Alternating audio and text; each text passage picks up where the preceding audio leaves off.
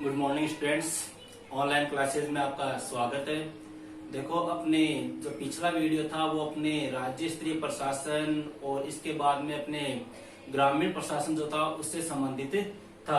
अपने ग्रामीण स्वशासन में अपने जो नगरीय स्वशासन था वो अपने पिछले वीडियो में देखा था, और आज अपने जो नया टॉपिक स्टार्ट कर रहे हैं वो है अपने यूएनओ, जिसे अपने संयुक्त राष्ट्र संघ, यूनाइटेड नेशनल ऑर्गेनाइजेशन।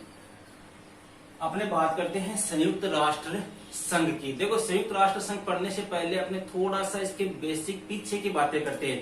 देखो, अपने विश्व में टोटल 2 विश्व युद्ध हो चुके हैं।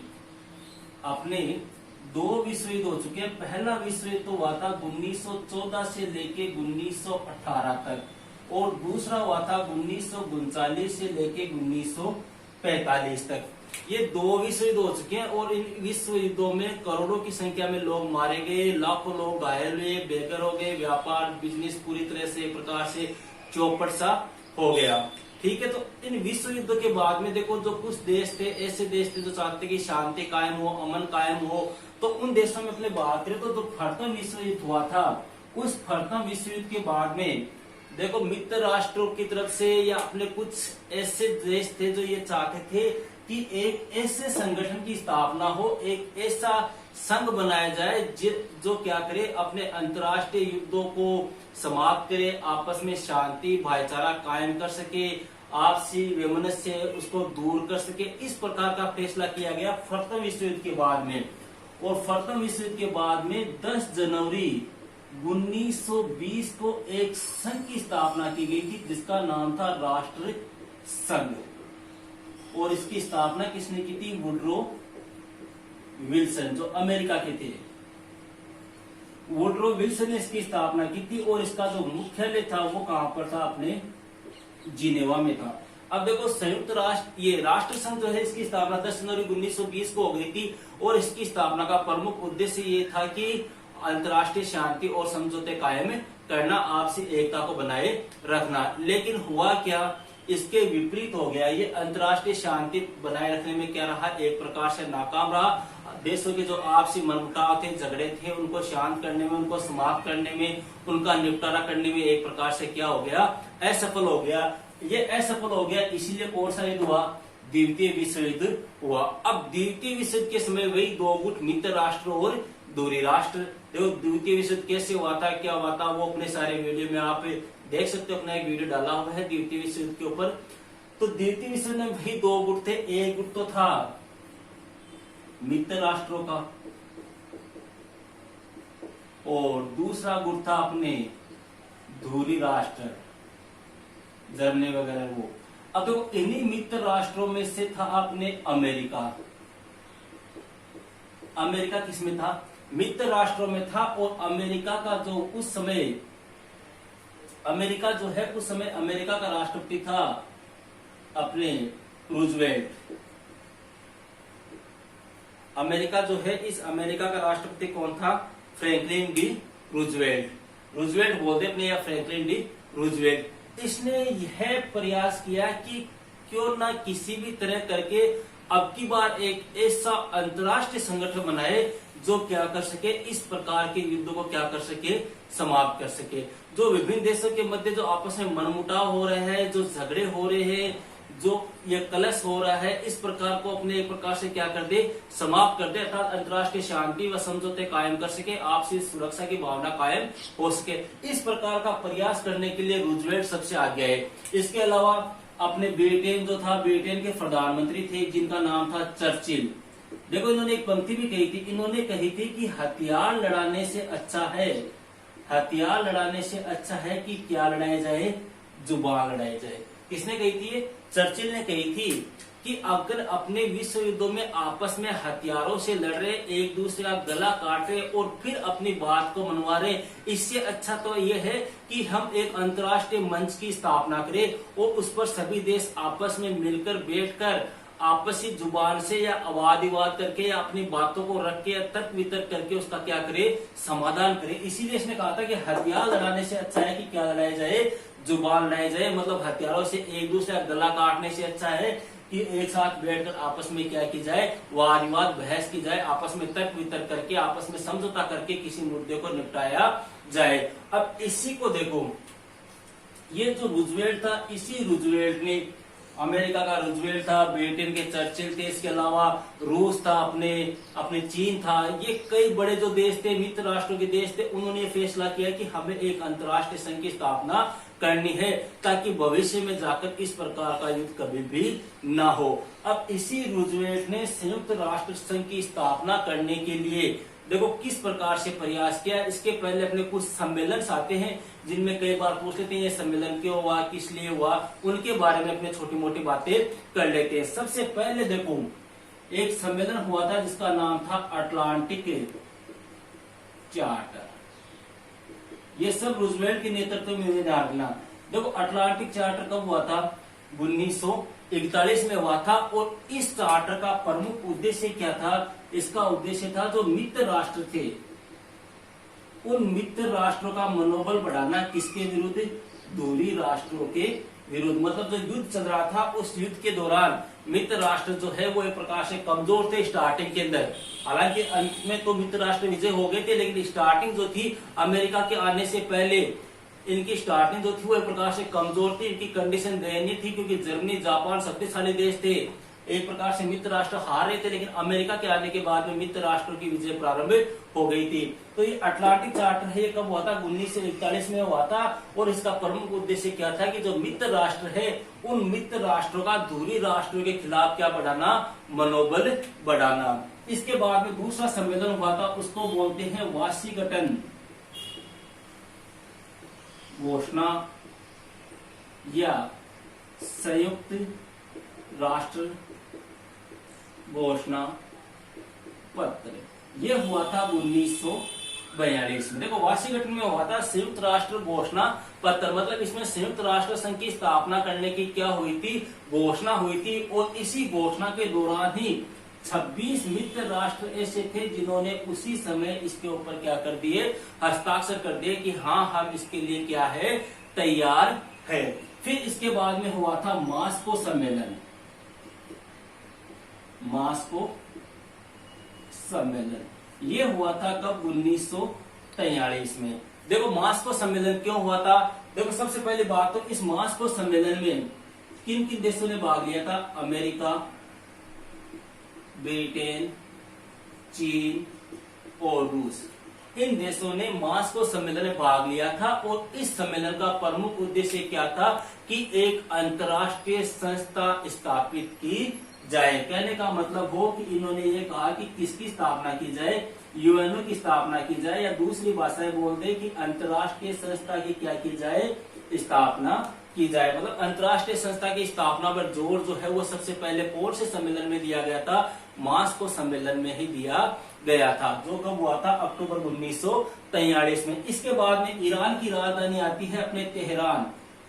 इस तेहरान में एक सम्मेलन हुआ था, इसको बोलते हैं अपने तेहरान सम्मेलन। ये भी कब हुआ था, 1943 में हुआ था। तेहरान सम्मेलन कब हुआ, 1943। इसमें देखो कौन कौन से देशों ने भाग लिया था, अमेरिका, ब्रिटेन और रूस। अमेरिका, ब्रिटेन और रूस जो है इन देशों ने तेहरान सम्मेलन में भाग लिया था। और इस सम्मेलन का प्रमुख उद्देश्य भी क्या था, एक अंतर्राष्ट्रीय संस्था की स्थापना करने पर क्या दिया जाए, जोर दिया जाए, बल दिया जाए। यह भी तेहरान सम्मेलन का ही उद्देश्य था। इसके बाद में आता है अगला सम्मेलन जो था वो था अपने याल्टा सम्मेलन। याल्टा सम्मेलन 1945। देखो याल्टा सम्मेलन है ये हुआ था 1945 में। इस याल्टा सम्मेलन में क्या हुआ था, देखो याल्टा सम्मेलन जो है, इस याल्टा सम्मेलन में 5 स्थायी सदस्य देश थे। जो यूएनओ के 5 स्थायी सदस्य देश है, उन स्थायी सदस्य देशों को कौन सा पावर देने का निर्णय किया गया, वीटो पावर देने का निर्णय किया गया। वीटो पावर का मतलब 5 स्थायी सदस्य देश, देखो अमेरिका, ब्रिटेन, फ्रांस, रूस और चीन, ये क्या है 5 स्थायी देश है संयुक्त राष्ट्र संघ के। इनको क्या देने की घोषणा की गई, क्या देने का निर्णय किया गया कि इनको वीटो पावर देने का निर्णय किया गया। अर्थात अगर इनमें से कोई भी एक सदस्य देश किसी मामले के विरुद्ध चला जाए या मना कर दे कि हाँ मेरे को यह फैसला स्वीकार नहीं है, तो वह फैसला लागू नहीं होता। इसी को वीटो पावर बोलते हैं। मतलब 500 की सहमति आवश्यक है, अगर एक भी मना कर दे तो वह नियम, कानून, फैसला लागू नहीं होता। वह क्या होता है, वीटो पावर। अब यहाँ पे किसी ने ये पूछ ले कि कौन से सम्मेलन में वीटो पावर देने का निर्णय किया गया, तो याल्टा सम्मेलन। इसके बाद में जो अंतिम सम्मेलन आता है वो है अपने सैन फ्रांसिस्को सम्मेलन। सैन फ्रांसिस्को सम्मेलन, इसको ध्यान रखना, कई बार पूछते हैं। यह सम्मेलन 25 अप्रैल को स्टार्ट हुआ था और 26 जून 1945 तक हुआ था। कौन सा सम्मेलन, सैन फ्रांसिस्को सम्मेलन। देखो इस सम्मेलन के दौरान क्या हुआ था, जो संयुक्त राष्ट्र संघ था, यूएनओ जो था, उस यूएनओ का क्या तैयार कर लिया गया, चार्टर तैयार कर लिया गया। और उस चार्टर में कितने अनुच्छेद, 111 तो अनुच्छेद रखे गए और अध्याय की संख्या जो है वो कितनी थी, 19 थी। 111 तो अनुच्छेद और 19 अध्याय रखे गए। और जब ये चार्टर तैयार हुआ था उसी समय 50 जो सदस्य देश थे, ये सॉरी 50 ऐसे देश थे जिन्होंने उसी समय इसके चार्टर पर क्या कर दिए, हस्ताक्षर कर दिए। मतलब उन्होंने संयुक्त राष्ट्र संघ में शामिल होने के लिए हस्ताक्षर कर दिए। एक देश ऐसा भी था जिसने हस्ताक्षर किए थे, वो था अपने कौन से, पोलैंड। पोलैंड जो है इसने भी क्या कर दिए थे, हस्ताक्षर कर दिए थे। 50 तो ये हो गए प्लस 1 हो गया पोलैंड। पोलैंड तो ऐसे आया था, उसको कोई मतलब नहीं था इस सम्मेलन से, वह तो ऐसे आया था, लेकिन इसके चार्टर को देखकर उसने भी क्या कर दिए, हस्ताक्षर कर दिए। इस प्रकार से कई बार क्वेश्चन पूछते हैं कि यूएनओ जो है उसके संस्थापक सदस्य देशों की संख्या कितनी है, तो 50 है। अब देखो यहाँ पर जो ये सॉरी 50 के 51 है, 51 जो है इसके संस्थापक सदस्य देशों की संख्या है। अब देखो यहाँ पर एक क्वेश्चन पूछते हैं कई बार, अपने 51 जो संस्थापक सदस्य देश है इनमें अपने भारत की तरफ से, भारत जो है उसने भी 26 जून को हस्ताक्षर कर दिए थे। ये सैन फ्रांसिस्को सम्मेलन हुआ था, इस समय भारत ने भी क्या कर दिए थे, यूएनओ में शामिल होने के लिए इसके चार्टर पर क्या कर दिए थे, हस्ताक्षर कर दिए थे। अब यहाँ पे क्वेश्चन ये पूछते हैं कि भारत की ओर से सैन फ्रांसिस्को सम्मेलन में कौन शामिल हुआ था, ये ध्यान रखना। भारत की ओर से देखो, एक तो रामास्वामी मुदालियर, दूसरा है अपने वीपी कृष्णा माचारी और तीसरा है अपने फिरोज खान। ये तीनों जो है वो अपने भारत की ओर से सैन फ्रांसिस्को सम्मेलन में क्या हुए थे, शामिल हुए थे और इन्होंने क्या किए थे, उसके ऊपर हस्ताक्षर किए थे। कहने का मतलब हो गया कि यूएनओ जो है उसके चार्टर पर हस्ताक्षर करने वाले संस्थापक सदस्य देशों की संख्या कितनी है, 51 है।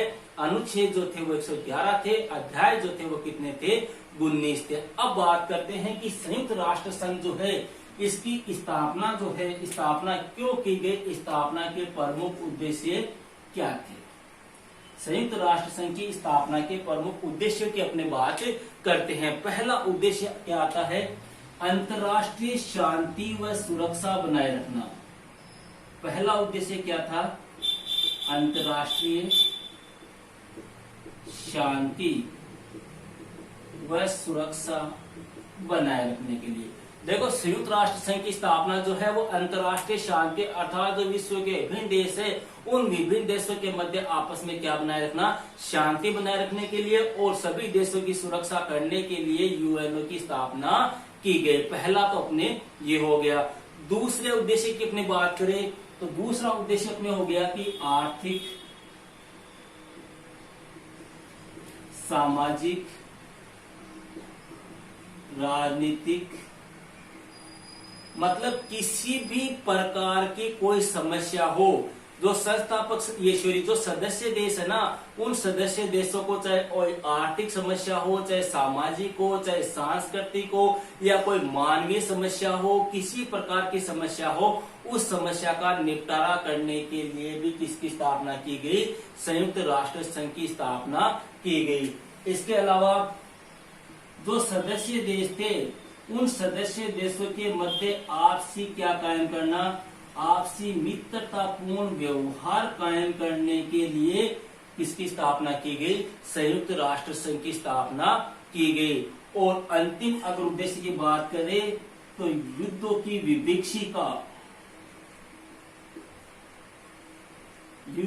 विभीषिका से बचाने के लिए। देखो आपने अभी देखा था कि 2 विश्व युद्ध हो चुके थे, तो ये संयुक्त राष्ट्र संघ का प्रमुख उद्देश्य ही क्या था कि दोबारा से नेक्स्ट टाइम पे आगे के समय में दोबारा क्या ना हो, विश्व युद्ध ना हो। क्योंकि विश्व युद्ध जब होते हैं तो धन और जन की अपार हानि होती है, लाखों करोड़ों की संख्या में लोग मारे जाते हैं, करोड़ों की संख्या में लोग घायल होते हैं। तो ऐसी कंडीशन दोबारा ना हो, अर्थात युद्धों की विभीषिका से देश को बचाने के लिए किसकी स्थापना हुई? संयुक्त राष्ट्र संघ की स्थापना हुई। अब बात करते हैं संयुक्त राष्ट्र संघ के सदस्यों की। देखो संयुक्त राष्ट्र संघ जो होता है, संयुक्त राष्ट्र संघ जो है, इसके सदस्य जो है वो कितने प्रकार के होते हैं? 2 प्रकार के सदस्य थे यूएनओ में। यूएनओ में सदस्य कितने प्रकार के हैं? 2 प्रकार के हैं। पहले तो सदस्य वो है जो संस्थापक सदस्य देश थे। संस्थापक का मतलब जिन्होंने किसके ऊपर साइन किए थे? सैन फ्रांसिस्को सम्मेलन हुआ था उसी समय जिन्होंने यूएनओ की सदस्यता धारण कर ली थी। 51 सदस्य तो वो, प्लस दूसरे सदस्य जो कौन होते हैं? वो सदस्य होते हैं जो अब सदस्यता धारण कर रहे हैं, मतलब स्थापना के बाद में जो सदस्यता धारण कर रहे हैं, दूसरे प्रकार के सदस्य वो होते हैं। और सदस्य की संख्या कितनी है? वर्तमान समय में 193 सदस्य जो है वो संयुक्त राष्ट्र संघ के सदस्य देश है। अब बात करते हैं अपने संयुक्त राष्ट्र संघ की डिटेल से अपने बात करते हैं किस प्रकार से क्या हुआ था। ये देखो संयुक्त राष्ट्र संघ के अपने एक बैकग्राउंड है कि किस प्रकार से कौन कौन से सम्मेलन हुए, किस प्रकार से इसकी स्थापना हुई, कौन कौन से प्रयास किए गए, कहाँ कहाँ सम्मेलन हुए। ये जो सम्मेलन है, याल्टा सम्मेलन, अटलांटिक चार्टर, वाशिंगटन घोषणा, इनको देखो कई बार पूछ लेते हैं, इनकी सन वगैरह पूछ लेते हैं, या कौन से सम्मेलन में किन कौन से देशों ने भाग लिया था, अमेरिका की तरफ से कौन थे, ब्रिटेन की तरफ से कौन थे। एक बार क्वेश्चन आया था कि रूस की तरफ से मास्को सम्मेलन में किसने भाग लिया था, तो रूस के कौन थे उस समय? स्टालिन थे। अमेरिका के अपने रूजवेल्ट है। ब्रिटेन की बात कर ले तो अपने चर्चिल है। अब बात करते हैं यूएन की। सबसे पहले बात करते हैं इसकी स्थापना। देखो संयुक्त राष्ट्र संघ जो है इसकी स्थापना हुई थी 24 अक्टूबर 1945 को। 24 अक्टूबर को स्थापना हुई थी, इसलिए 24 अक्टूबर को अपने संयुक्त राष्ट्र संघ दिवस या यूएनओ दिवस के रूप में मनाया जाता है। 24 अक्टूबर 1945 को। अगर अपने इसके सदस्य देशों की बात करें, सदस्य देशों की बात करें तो वर्तमान में इसके सदस्य देश जो है वो कितने हैं? 193 है। अब देखो यहाँ पे क्वेश्चन क्या पूछते हैं, 193वां सदस्य देश कौन सा है? तो वो है अपने दक्षिणी सूडान, जो कब बना था? 2011 में। अगर पूछ ले 192वां सदस्य देश कौन सा है? तो मोंटेनिग्रो। अगर पूछ ले 191वां कौन सा है? तो पूर्वी तिमोर। ये कुछ सदस्य देश है जो क्रम से अपने बने थे। वर्तमान में सदस्य देशों की संख्या कितनी है? 193 है। 193वां सदस्य देश दक्षिणी सूडान है, 192वां मोंटेनिग्रो है और 191वां सदस्य देश जो है वो पूर्वी तिमोर है। अब बात करते हैं संयुक्त राष्ट्र संघ की आधिकारिक भाषाएं। आधिकारिक भाषाएं मतलब कौन कौन सी भाषाओं को इसके द्वारा मान्यता दी गई है। तो देखो आधिकारिक भाषाओं की संख्या कितनी है? 6 है। कौन कौन सी है? अंग्रेजी, फ्रेंच, रूसी, स्पेनिश, अरबी और चीनी। ये छह जो है वो संयुक्त राष्ट्र संघ या यूएनओ की आधिकारिक भाषाएं हैं। इनके माध्यम से संयुक्त राष्ट्र संघ का कामकाज होता है, कार्य होता है। लेकिन कई बार पूछ लेते हैं प्रमुख कामकाजी भाषाएं कौन कौन सी, प्रमुख काम जो है वो कौन कौन सी भाषाओं में होता है। तो कामकाजी भाषाएं जो है ना वो कितनी है अपने, वो दो ही है। देखो आधिकारिक भाषाएं तो कितनी है, छह है, मतलब छह भाषाओं को इसने स्वीकार किया, मान्यता दी है। लेकिन कामकाजी भाषाएं जो है वो दो ही है और अधिकतर कार्य जो है वो इन्हीं दो भाषाओं में होता है, अंग्रेजी और फ्रेंच। ये दो जो है वो संयुक्त राष्ट्र संघ की कामकाजी भाषाएं है। अब बात करते हैं संयुक्त राष्ट्र संघ के अंग कितने हैं। देखो अंगों की बात करें तो संयुक्त राष्ट्र संघ के अंग कितने हैं, छह अंग है। छह अंगों के माध्यम से यूएनओ का कार्य किया जाता है। वो छह अंग कौन कौन से हैं। पहला तो आता है अपने महासभा, दूसरा है अपने सुरक्षा परिषद, तीसरा है अपने सचिवालय, चौथा है अपने सामाजिक आर्थिक, पांचवा है अपने अंतर्राष्ट्रीय न्यायालय और छठा जो अंग है वो है अपने न्यास परिषद। ये छह अंग जो है वो संयुक्त राष्ट्र संघ के अंग माने जाते हैं। महासभा हो गया, सुरक्षा परिषद हो गया, सचिवालय हो गया, अंतर्राष्ट्रीय न्यायालय हो गया, सामाजिक आर्थिक परिषद हो गया और न्यास परिषद। ये छह क्या है, संयुक्त राष्ट्र संघ के प्रमुख अंग है। आज अपने जिस अंग की बात करेंगे वह अंग जो है वो कौन सा है, पहले अंग की अपने बात करते हैं जिसका नाम है महासभा। देखो महासभा क्या है, किस प्रकार से इसके सम्मेलन होते हैं, अधिवेशन कब होते हैं। सबसे पहली बात देखो यूएनओ की जो 193 सदस्य देश है ना वो किसके सदस्य देश होते हैं, वो महासभा के सदस्य देश होते हैं। महासभा के सदस्य देश होते हैं 193। इसलिए इस महासभा को लघु संसद, विश्व की लघु संसद या व्यवस्थापिका कहा जाता है। विश्व की लघु संसद बोल दो या यूएनओ की व्यवस्थापिका जो है वो किसे कहा जाता है, महासभा कहा जाता है। क्यों, क्योंकि 193 सदस्य देश जो होते हैं वो इसी के होते हैं और इन्हीं सदस्य देशों के द्वारा जो भी कायदे कानून नियम वगैरह संधियां वगैरह जो भी की जाती है वो सारे की सारी जो है वो इन्हीं 193 सदस्यों के द्वारा की जाती है। दूसरी भाषा में अपने बोलते हैं महासभा के द्वारा की जाती है।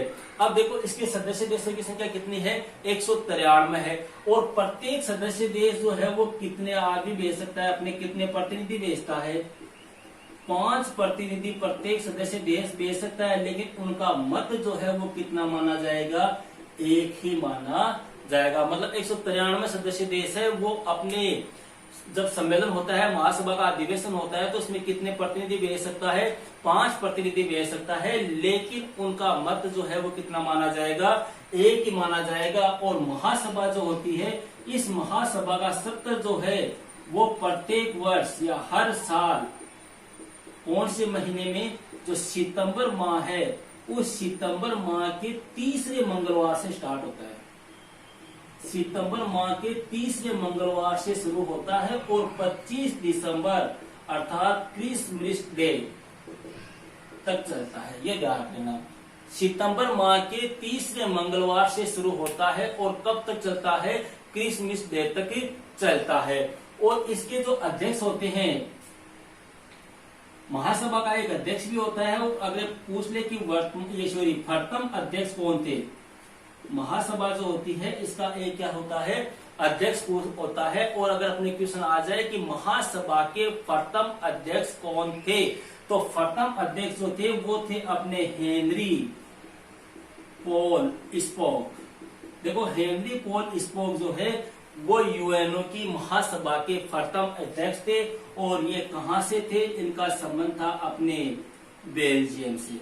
देखो भारत की बात करें तो भारत से भी एक महिला जो है वो यूएनओ की महासभा की अध्यक्षता कर चुकी है। वह महिला कौन है, अपने विजय लक्ष्मी पंडित। यह यूएनओ की महासभा की अध्यक्षता कर चुकी है। कौन से सत्र की? जो 8वां सत्र था 1953 में, उस समय जो है ये महासभा के अधिवेशन की अध्यक्षता कर चुकी है। अब बात करते हैं महासभा जो होती है, इस महासभा के प्रमुख कार्य कौन कौन से होते हैं। देखो, कार्यों में सबसे पहली बात तो क्या होती है? वही कार्य है अंतर्राष्ट्रीय शांति व सुरक्षा बनाए रखना। सबसे पहला काम तो यही है, अंतर्राष्ट्रीय शांति और सुरक्षा बनाए रखना। इसके अलावा दूसरा कार्य बजट पास करना। बजट पास, देखो यूएनओ का जो बजट होता है ना, उस बजट को भी किसके द्वारा पारित किया जाता है, किसके द्वारा पास किया जाता है? महासभा जो है, यही महासभा यूएनओ के बजट का निर्माण करती है, यही बजट को पास करती है। तीसरा कार्य है चुनाव संबंधी कार्य, चुनाव या नियुक्ति संबंधी कार्य। देखो चुनाव किस किस का? एक तो जो महासचिव होता है ना, संयुक्त राष्ट्र का जो महासचिव होगा, इस महासचिव की नियुक्ति तो हालांकि सुरक्षा परिषद करती है, लेकिन सिफारिश किसकी होती है? उसमें महासभा की सिफारिश पर की जाती है। किसकी नियुक्ति? महासचिव की। तो देखो महासचिव की नियुक्ति में ये परामर्श देती है। इसके अलावा यूएनओ की जो 10 अस्थायी सदस्य देश होते हैं, यूएनओ के जो 10 अस्थायी सदस्य देश होते हैं, उन 10 अस्थायी सदस्य देशों की नियुक्ति भी किसके द्वारा की जाती है? महासभा द्वारा की जाती है। इसके अलावा कोई यूएनओ का नया सदस्य बन रहा है तो उसकी नियुक्ति भी जो है वो कौन करेगी? महासभा करेगी। इसके अलावा अंतर्राष्ट्रीय न्यायालय जो है, इस अंतर्राष्ट्रीय न्यायालय में जो न्यायाधीश होते हैं, 15 न्यायाधीश होते हैं, जिनका कार्यकाल कितने वर्ष का होता है? 9 वर्ष का होता है। उनकी नियुक्ति भी किसके द्वारा की जाती है? महासभा के द्वारा भी की जाती है। इसके अलावा यूएनओ का जो चार्टर है, उस चार्टर में कोई संशोधन करना है तो वह संशोधन का कार्य भी जो है वो किसके द्वारा किया जाएगा? महासभा के द्वारा किया जाएगा। तो ये था अपने संयुक्त राष्ट्र का प्रथम अंग महासभा। नेक्स्ट जो वीडियो आएगा उसमें अपने बाकी के अंगों की बात करेंगे। Okay friends, that's all.